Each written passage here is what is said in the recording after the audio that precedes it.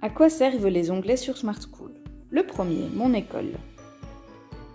En cliquant dessus, vous arrivez sur les messages non lus, c'est un raccourci. Cliquons sur Actualités. Les actualités sont des informations que les professeurs souhaitent vous communiquer. On a un exemple ici avec l'Ecoteam qui a décidé d'envoyer une info. Ensuite, vous avez l'onglet Carte d'étudiant qui vous amène à un QR code qui est relié à votre compte élève. Puis, vous avez l'onglet Horaire qui est vide en fait. Pourquoi? Parce que nous n'avons pas déposé votre horaire classe dessus. Passons à l'onglet Intradesk. Celui-ci en fait vous permet de mettre des documents en favoris. Attention, pour mettre des documents en favoris, vous devez passer en fait par le navigateur. Donc vous devez ouvrir Smart School via un site internet, donc de préférence via votre ordinateur. Passons maintenant à l'onglet qui est le plus intéressant sur Smart School, c'est-à-dire mes cours. Chaque professeur vous a inscrit dans son cours, donc dans sa classe, et vous y avez accès ici dans cet onglet. Prenons un exemple ici pour le cours de maths. Vous avez donc actualité du cours. Ici, vous voyez que le professeur n'a pas mis une seule actualité. Puis vous avez les documents. Là, le professeur a donc réparti les différents chapitres par dossier. On peut cliquer par exemple sur le chapitre 4. Et là, vous voyez que vous avez différents documents. Vous avez tout d'abord des correctifs d'Atero. Ensuite, vous avez le solutionnaire des activités. Et puis, vous avez également un solutionnaire des exercices supplémentaires. Vous pouvez donc télécharger ces documents en cliquant tout simplement dessus. Ici, je télécharge le solutionnaire des activités. Je vais l'ouvrir. Et vous avez donc ici le solutionnaire de l'Actimat. Je reviens en arrière. Et je vais télécharger par exemple le correctif de l'Atero. Je télécharge. Et voici donc le correctif. Évidemment, ceci est un exemple. Chaque professeur n'est pas obligé de poster les correctifs de son cours et les correctifs de ses interrogations. Si maintenant je reviens en arrière et que je vais voir ce qu'il y a dans les liens web. Dans les liens web, ici, ce professeur a décidé de partager des vidéos. Donc si je clique ici de nouveau sur le chapitre 4, vous voyez qu'il y a donc un lien qui va m'amener vers une vidéo. Et si je clique dessus, je vais avoir la vidéo qui va réexpliquer ce chapitre. Première année, addition et soustraction avec les entiers. Je reviens en arrière. Hop. Vous avez la zone de transfert. La zone de transfert, en fait, vous permet de transférer un document à votre professeur. Je vous expliquerai dans une autre vidéo comment procéder à ce transfert.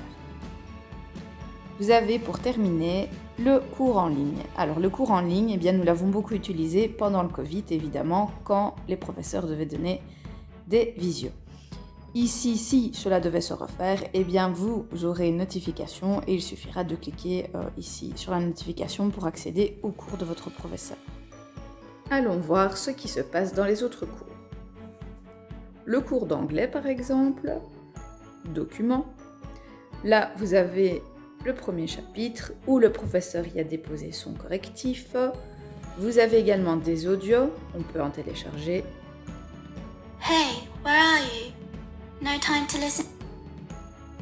Ensuite, le professeur a également déposé des grilles d'évaluation. Si on va dans les liens web, on constate qu'il y a un dossier grammaire où là, le professeur a déposé donc une vidéo qui explique ce point de grammaire-là. Et puis, il a déposé 3 autres liens intéressants pour son cours. Il a également déposé un devoir. Donc là, les professeurs ont la possibilité de vous mettre des devoirs en ligne.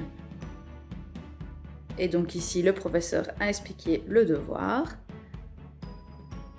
Vous avez donc des exercices. Là, le professeur pourra mettre des exercices en ligne, la zone de transfert et le cours en ligne. Allons voir un dernier cours, celui du cours de religion. Là, vous voyez que le professeur a déposé 3 documents. Et donc, vous pouvez aller un peu fouiller comme ça les différents cours de vos professeurs. N'ayez pas peur d'aller regarder à droite à gauche, vous ne saurez de toute façon rien supprimer. Revenons aux onglets. L'onglet « Mes documents ». Celui-ci vous permet de déposer des fichiers ou d'en créer. Cliquez sur Ajouter. Là, vous avez créé un nouveau dossier. Téléverser un fichier. Téléverser, ça veut dire que vous avez un document sur votre GSM que vous voulez déposer sur Smart School afin de ne pas le perdre. Vous pouvez également créer un enregistrement vocal. Vous pouvez faire une photo ou faire une vidéo et tout ça va s'enregistrer directement sur Smart School. Ensuite, vous avez l'onglet Mes enseignants. Alors là, vous pourriez très bien voir la liste de vos différents professeurs. Ici, c'est vide. Passons maintenant à l'onglet Messages. Je ferai une vidéo spécifique à cet onglet, mais cet onglet sert à quoi? À recevoir des messages, mais également à en envoyer. Vous avez ensuite l'onglet Session en ligne, donc là c'est pour tout ce qui est cours en visio. Et puis ici, vous avez l'onglet Service de soutien aux élèves. Donc si à un moment donné, vous éprouvez une quelconque difficulté, n'hésitez pas à aller consulter ici les différents liens qui pourraient vous être très utiles. Ensuite, si vous voulez regarder Smart School, mais via le site internet et non pas via l'application, cliquez sur Smart School dans le navigateur. Et là, Smart School va s'ouvrir à partir du site internet. Et donc là, vous voyez le site Smart School. Je reviens en arrière. Et puis, vous avez les notifications. Alors, il faut savoir que vous n'êtes pas obligé de recevoir des notifications tous les jours, à tout moment. Vous pouvez en fait paramétrer ça. Ou, en cliquant sur Moment de réception des notifications. Et donc ici, vous pouvez cocher ou décocher les jours où vous ne voulez pas recevoir de notifications.